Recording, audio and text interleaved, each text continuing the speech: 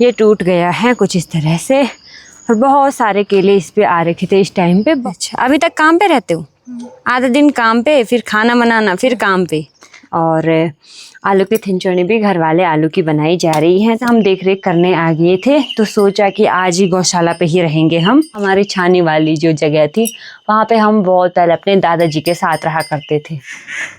जय बाबा केदारनाथ दोस्तों, कैसे हैं आप सभी लोग? आशा करती हूँ आप सभी भी बहुत ही बढ़िया होंगे। हम भी ठीक हैं और स्वागत कर रहे हैं आप सभी का फिर से एक और नए प्यारे से ब्लॉग में देवभूमि उत्तराखंड के खूबसूरत से गांव गेंगट बरदार से। बाकी अभी मेरी तैयारी हो गई है घास के लिए जाने की, और आजकल तो मैं सुबह ही चले जाती हूँ, लेकिन आज पायल भी आ रखी थी। सोचा नाश्ता करने के बाद ही जाते हैं। साथ ही साथ आज धूप भी नहीं थी, तो इस वजह से थोड़ा लेट जा रही हूँ। नहीं तो धूप लगते ही मैं सुबह चले जाती हूँ, फिर घर के काम करने बाद में आ जाया करती हूँ। बाकी दादाजी भी खाना खाने के बाद अभी यहाँ पे बैठे हुए हैं और पायल यहाँ पे सफाई कर रही हैं आंगन की। और उसके बाद पायल घर पे ही जो छोटे मोटे काम हैं वो करेगी। तब तक मैं घास लेके भी आ जाती हूँ।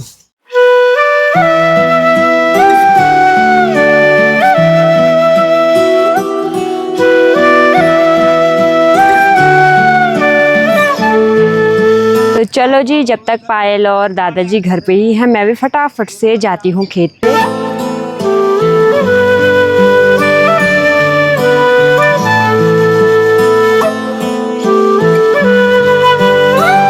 तो चलो जी, अभी गौशाला पे आने के बाद मैंने रस्सी और दराती भी ले ली है और अब चलते हैं घास निकालने के लिए। बाकी घास निकालने के लिए मैं गौशाला के पास ही जाया करती हूँ अपने खेतों पे, तो खेत भी साफ़ हो जाते हैं और साथ ही साथ घास भी निकाली जाती हैं। और जंगल में अभी गई नहीं हूँ इस साल में, एक बार भी घास के लिए अभी जंगल नहीं गई हूँ।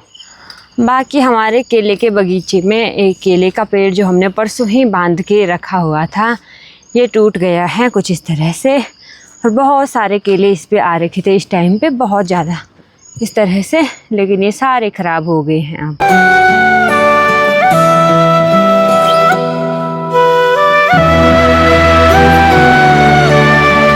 अभी खेत पे भी मैं आ गई हूँ घास निकालने के लिए। यहाँ पे थोड़ा बहुत तो मैंने कल निकाल दी थी, थोड़ा बहुत आज भी निकाल दूँगी घास। तो ये वाला खेत हमारा रास्ते के ठीक नीचे पे है, तो कुछ इस तरह से यहाँ पे मैंने कल घास निकाल दिया था। और साथ ही साथ यहाँ पे बहुत सारी झाड़ियाँ हो रखी थी, उनको भी ऐसे करके मैंने काट के रख दिया था, कुछ उधर साइड पे और कुछ इधर साइड पे। बाकी यहाँ पे अभी इतना घास तो मैंने निकाल दिया था और इधर साइड पे अभी घास है। साथ ही साथ सासू जी ने यहाँ पे तोर वाली दाल बोई हुई है, तो वो भी काफ़ी अच्छी हो रखी है। और नीचे वाले खेत पे भी यहाँ पे भी बहुत अच्छी तोर दाल हो रखी है। अब मैं भी फटाफट घास निकाल लेती हूँ। लगभग 8-10 पूलियाँ तो कम से कम मुझे निकालनी ही है, और उसके बाद देखेंगे अगर मौसम सही रहता है तो फिर घर के काम आसानी से हो जाए। इसी के साथ यहाँ पे देखो भाई, एक बंदर आ गया है। जब बहुत सारे बंदर झुंड में आते हैं तो वो उतना नुकसान नहीं करते हैं जितना एक अकेला बंदर कर देता है, क्योंकि ये दिखाई नहीं देता है ना, इस वजह से इसका पता ही नहीं चलता कब आ रहा है कब जा रहा है।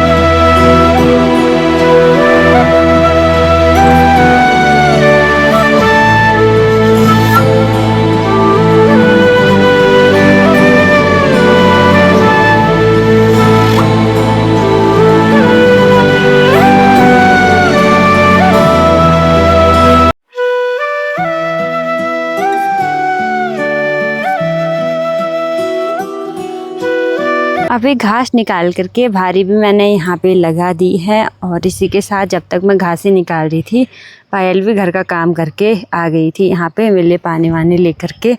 अब भारी उठाते हैं और चलते हैं वापस घर की ओर।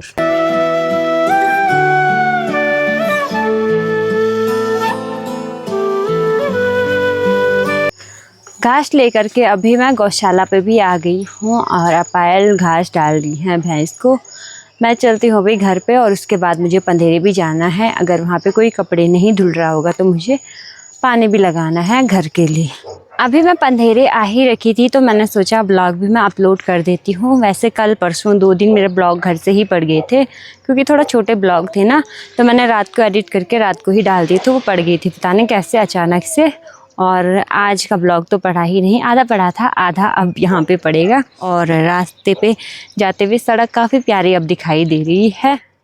तो इस तरह से अब सड़क का निर्माण चल रहा है।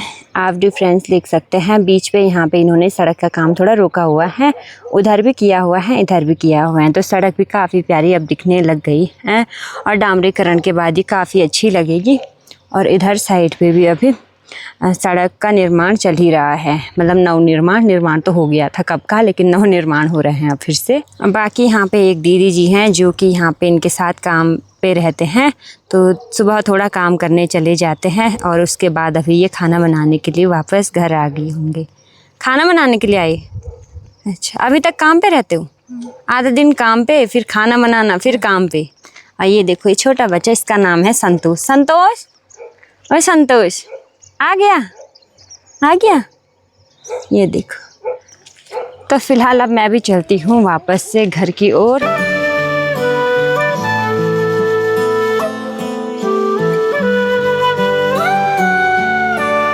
अभी वापस घर भी मैं आ गई हूँ। घर आने के बाद पायल ने चावल तो बना के रख दिए हैं और अब हमें दाल तो बनाने नहीं थी, इस वजह से हमने आलू की थिंचोड़ी बनानी है आज। और आलू की थिंचोड़ी भी घर वाले आलू की बनाई जा रही है। तो फटाफट से अब इनको ऐसे करके कूटते हैं यहाँ पे और उसके बाद इसकी थिंचोड़ी बना देते हैं।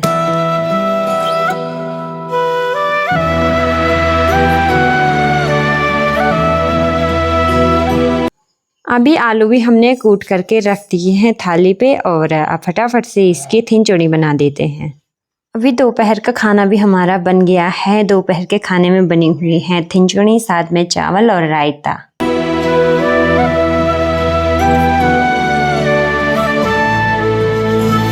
अभी दोपहर को खाना खाने के बाद बहुत तेज़ बारिश शाम को आ गई थी, इस वजह से मैंने ब्लॉगिंग नहीं की शाम को, क्योंकि बस घर के ही काम थे और गौशाला के ही काम थे। बाकी अभी फिर से हम आ गए हैं गौशाला पे। तो अब हमारी भैंस बहुत ही जल्दी 1 महीने लगभग, मतलब आधा महीने लगभग पे ब्याने के लिए है ना, तो इस वजह से हम देख रेख करने आ गए थे। तो सोचा कि आज ही गौशाला पे ही रहेंगे हम, क्योंकि कभी कभी होता है ना कि जल्दी भी ब्याह जाती हैं भैंस, बाद में भी ब्याती हैं, तो अंदाज़ा नहीं होता है उतना। और ख़ासकर तब जब सासू जी ना अभी बाहर जा रखे हैं, तो हमें ही पूरा ख्याल रखना हो रहा है। तो मैंने सोचा घर से आते हुए, यहाँ बहुत दूर है हमारी गौशाला, तो वहाँ से आने में थोड़ा रात को डर भी लगता है। तो आज हमने गौशाला पे ही अपना डेरा जमा दिया है। तो यहाँ पे अभी अपना बिस्तर लगा रहे हैं और वो भी बहुत ही यूनिक तरीके से। तो अभी गौशाला तो हमारी काफ़ी बड़ी है रहने के लिए। यहाँ पे हमारी छोटी वाली भैंस है, यहाँ पे हमारी बड़ी भैंस रहती हैं जो कि अभी बाहर पे हैं। अभी बहुत ज़्यादा गर्मी चल रही है, मतलब बरसात का टाइम है लेकिन गर्मी तो होती है ना।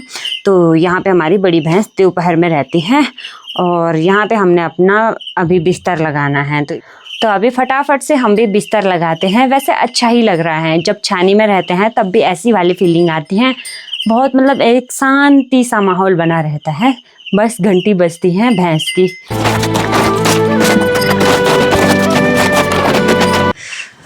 बस प्लास्टिक तो हमने अभी बिछा के रख दिया है, अब इसमें बिस्तर बिछा रहे हैं हम ऐसे करके।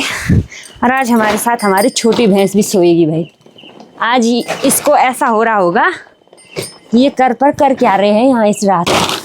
दिन में तो चैन से सोने नहीं देते, रात को भी आ गए हैं यहाँ पे। बस अब हमारा बिस्तर भी लग गया है और बहुत ही ज़्यादा नरम है, ये नीचे से सूखी घास है ना, इस वजह से। और पानी वानी सब लेके आए हैं और ये हमारा ओढ़ने के लिए। और इसी के साथ हमने यहाँ पे उपला भी जला के रखा हुआ है, क्योंकि रात को ना बहुत ज़्यादा डर होती हैं, जो छोटे मोटे कीट पतंग होते हैं ना उनकी, तो धुएं से थोड़ा कम आते हैं वो। और इसके साथ बहुत ज़्यादा मच्छर हैं आजकल यहाँ पे, तो वो भी कम होते हैं। तो बस जी अब आराम से हम यहाँ पे थोड़ी देर के लिए बैठ जाते हैं और उसके बाद थोड़ा सो जाएंगे और फिर बीच बीच में हम भैंस को भी देखते रहेंगे। वैसे अभी उतनी ज़्यादा दिक्कत तो नहीं है, लेकिन आदत पड़ी रहेगी तो बाद में ये चीज़ काम आएगी।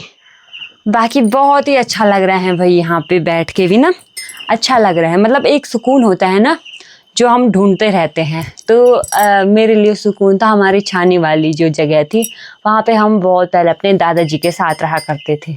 अब दादाजी तो हमारे साथ नहीं है, पर यादें बहुत हैं। उस टाइम पे तो बहुत ही ज़्यादा मज़े किए हुए हमने, छानी में सब रहते थे, तो दादाजी हमारा बहुत ज़्यादा ख्याल रखते थे। उस टाइम पे यादें ताज़ा हो जाती हैं। तो फिलहाल अभी आज के ब्लॉग को भी यहीं पे एंड करते हैं। आशा करते हैं आप सभी को आज का ब्लॉग भी पसंद आया होगा। अगर पसंद आया होगा तो लाइक करें वीडियो को और कमेंट करें, और चैनल पर नहीं हो तो सब्सक्राइब करें। आज का ब्लॉग देखने के लिए आप सभी लोगों का बहुत बहुत धन्यवाद।